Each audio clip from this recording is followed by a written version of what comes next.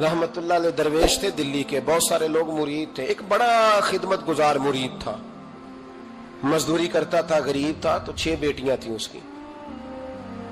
हजरत साहब के पास रोज आके कहता, हुजूर बच्चियों के लिए दुआ करे, अल्लाह कोई असबाब पैदा कर दे। एक बच्ची की शादी का खर्चा 1000 दिनार है और मैं गरीब हूं। हजरत साहब दुआ कर देते।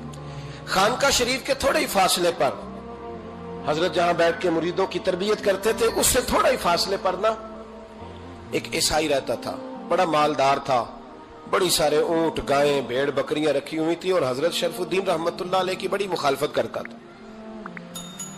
और ये जो आपका गरीब मुरीद था, ये उसका पड़ोसी था। एक दिन बुला के ना उनको कहने लगा कि तू किधर जाके जो है वो टकरे मार रहा है, वहां से कुछ नहीं मिलने वाला।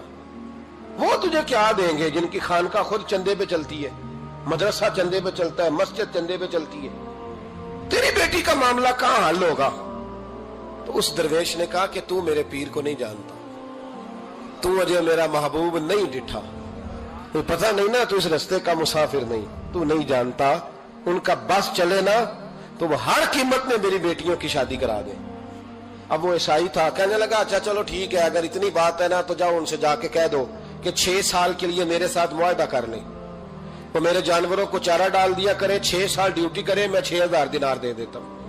वो मेरे साथ 6 साल मेरे जानवरों को चारा डाले, रखते हैं ना आप चारा डालने के लिए एडवांस पैसे दे के। अब तो लोग उन्हें भी गुलाम ही बना लेते हैं, बड़ी थोड़ी तनख्वाह देते हैं, जुल्म करते हैं, पूरा मुआवजा नहीं देते।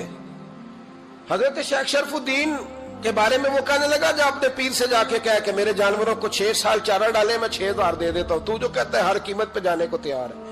उसने जब ये बात की तो मुरीद ने नाराज हो गया, वो लड़ाई हो गई, गिरबान पकड़ लिया, झगड़ा हुआ, बात बड़ी दूर गई। इस तरह की बात करता मेरे हजरत के बारे में, तेरे जैसे कई मैं वहां काम पे रखा दूं। जब वो बड़ी बहस हुई, बात मोहल्ले में, इलाके में फैल गई, दुनिया ने सुन ली, तो शेख शरफुद्दीन तक भी पहुंच गई। इस तरह झगड़ा हुआ है। लोग सो गए इशा की नमाज के बाद। हजरत साहब ने ना सर पे कपड़ा लिया, उस ईसाई के दरवाजे पे दस्तक दी, वो बाहर आया, फरमाने लगे लोग तो सोच समझ के मुलाजम रखते हैं, तूने भी तो सोच ही लिया होगा, तभी तो मुझे ऑफर की है। तू अपनी ऑफर पे कायम है? वाकई मुझे रख लेगा और 6000 दिनार दे देगा? कहने लगा जा बाबा काम कर अपना। फरमाया नहीं, तूने इतने लोगों में बात की, इतनी बहस हुई, तो कायम है? कहने लगा मैं तो कायम हूं, पर आपने नहीं कायम रहना। फरमाया मैं सोच समझ के आया हूं।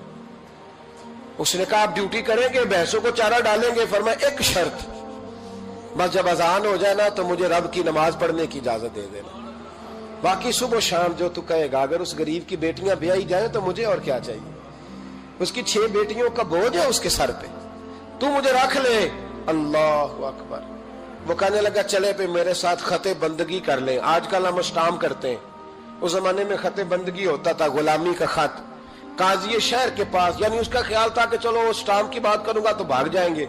फरमाया चल मैं तैयार हूं। काजी तक गए, तय हो गया, 6000 दिनार दे दिए। हजरत ने मुरीद को बुलाया, फरमाया पुत्र ये ले जा मेरी बेटियों को रवाना कर दे। कहने लगा हुजूर ये क्या कर रहे हो आप, कुछ सोचे? फरमाया यार जब तुझे बेटा बना लिया तो फिर मेरी पोतियां तो लगती हैं ना, मेरा हक तो बनता है ना, जाके ड्यूटी कर, उनको ब्याह दे। बात फैल गई। बादशाह भी अकीदतमंद था, वो 12000 दिनार लेके पहुंचा। क्या बताऊं इन रब के बंदों का दिल कैसा होता है, क्या दर्द होता है, क्या रंग। 12000 दिनार लेके बादशाह आया और आके हजरत को पेश किए का हुजूर आप दें इस ईसाई को डबल दें और जाए काम करें। आप फरमाने लगे तू पैसे दे, शर्तें ना लगा, मेरा जहां दिल करेगा मैं खर्च करूंगा, मुझे तो मजा ही अब आने लगा है, अभी तो लुत्फ आ रहा है, अभी तो जायका आया है कुछ करने का, पैसे देने या तो दे, पाबंदी ना लगा, जहां मेरा दिल करेगा मैं। उसने कहा हुजूर ठीक है रख ले। हजरत ने फजर मस्जिद में पढ़ी, जेब में 12000 दिनार थे, ऐलान फरमाया भी किसी और की बेटी भी बैठी है तो पैसे मेरे पास है। वो 12000 दिनार भी बांट दिया और 12000 दिनार बांट के ना तो फिर चले गए खेत में चारा काटने। उस ईसाई को किसी ने बतलाया कि उनके पास तो 12000 आया है पर तुझसे जान नहीं छुड़ाई उन्होंने। वादा ये हुआ था कि 6 देंगे तो जाएंगे, जब तक देंगे नहीं तेरे घर में काम करेंगे। وہ نا چارہ کاٹ رہے تھے حضرت صاحب، تو وہاں پہنچ گیا، دور جا کے کھڑا ہو گیا، کہنے لگا بابا پہلے تو میں نے مسلمانوں کے اخلاق سنے تھے، اب تو میں نے دیکھ بھی لیے، پر یہ بتا جب 12,000 آیا تھا جان کیوں نہیں چھڑائی؟ تو حضرت چارہ کاٹتے کاٹتے رو پڑے، فرمانے لگے تو نہیں نہ جانتا یہ بیٹیاں سانجی ہوتی ہیں، پتہ نہیں نا، میرے رسول پاک نے تو حاتم تائی کی بیٹی کے سر پہ کپڑا رکھ کے کہا تھا بیٹیاں برابر ہوتی ہیں، تو یہ نہیں پتا جب اس کی 6 بیٹیوں کی شادی ہوئی ہے میرے اندر روحانیت کتنی بڑی ہے۔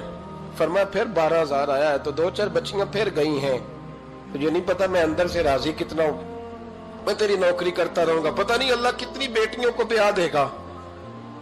اتنا رویا وہ عیسائی کے پیروں میں بیٹھ گیا، کہنے لگا بابا میں نے تیری مخالفت کی ہے پر تیرے قریب آ کے پتہ چلا ہے کہ تو بہت اونچے اخلاق کا مالک ہے، اور اگر تیرا یہ مقام ہے تو تجھے اخلاق سکھانے والے محمد عربی کی شان کتنی ہوگی۔ ظالم کی بولیے جاتے نہیں لوگ جھوٹے گواہ بن کے، وکیل صاحب کو نہیں پتا ہوتا کہ یہ بندہ مجرم ہے جو میرے پاس آیا، کیا مجرموں کے وکیل نہیں ہوتے؟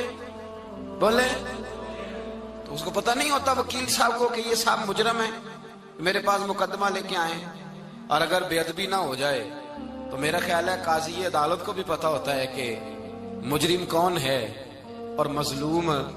میرے نبی پاک صلی اللہ علیہ وسلم نے اس قدر زیادہ سختی فرمائی اس مسئلے میں، فرمایا جس کو پتا تھا کہ فلاں آدمی ظالم ہے، ظلم کر رہا، پھر وہ ظالم کا گواہ بنا یا اس نے ظالم کی مدد کی، کتنی کی؟ شارحین لکھتے ہیں چاہے اس نے ایک جملہ بول کے کی، چاہے ایک، سارے بولیے، چاہے ایک غریب کو اس نے ظلم کیا تو کہتے ہیں علاج یہ سی، چاہے ایک جملہ بول کے کی، شارحین اس حدیث کی شرح میں لکھتے ہیں ایک جملہ بول کے چاہے مدد کی، جس بندے نے کسی ظالم کی مدد کی کسی مقدمے میں یا کسی صورت میں اور اسے پتا تھا یہ ظالم ہے، میرے نبی پاک صلی اللہ تعالی علیہ وسلم فرماتے ہیں اگر اس نے مدد کی، ابھی ظالم کی بات نہیں ہو رہی، ظالم کے مددگار کی بات ہو رہی، اگر کسی نے ظالم کی مدد کی تو حضور فرماتے ہیں خدا بھی اس سے بری و ذمہ ہے، رسول بھی اس سے بری و ذمہ ہے۔ سنبھال کے رکھے اپنی نمازیں، قربانیاں، حج، زکوٰۃ سنبھال کے رکھے۔ اگر ظالموں کا مددگار ہے، الیکشن آ لینے دے، آپ کو نظر آ جائے گا کون کون ظالموں کا مددگار ہے، نظر آ جائے گا، اپنی جیب سے لوگ پیسے دے کے ظالموں کی مدد کریں گے، ان کے فلیکس چھپوائیں گے، بورڈ لگوائیں گے، جیبوں سے پیسے دے کے۔ ہم نے خود آگ لگائی ہے چمن میں اپنے، بے سبب گردشی ایام کو الزام نہ دو، ہم نے خود نور کا ظلمت سے کیا ہے سودا کر کے تو